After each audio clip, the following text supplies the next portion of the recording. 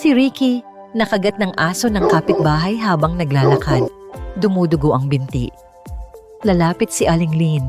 Dala ang isang bato, tandok, at bawang.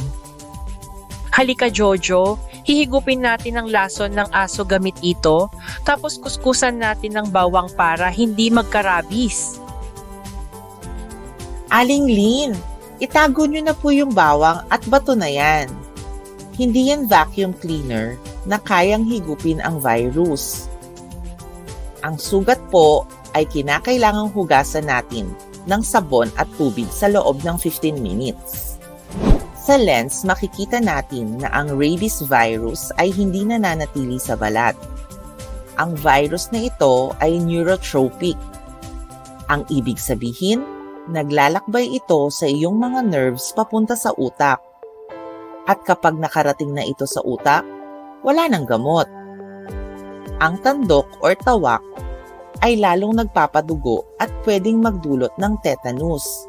Hindi nito kaya ang virus. Ang paghuhugas ng 15 minutes sa dumadaloy na tubig ang pinakamahalagang step.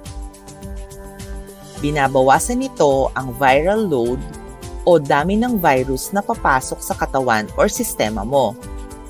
Huwag takpan ang sugat. Hayaan itong makahinga habang papunta sa klinik. Pumunta sa pinakamalapit na Animal Bite Center. Kailangan ni Ricky ng anti-rabies vaccine at kung malalim ang kagat, rabies immunoglobulin or RIG.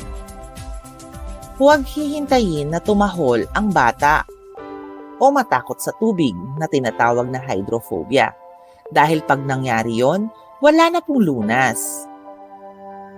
Aling Lin, sa doktor po dinadala ang tao o bata kapag nakagat ng aso, hindi sa tandok o tawak. I-share mo na din to para maligtas ang buhay ng mga tao sa inyong barangay.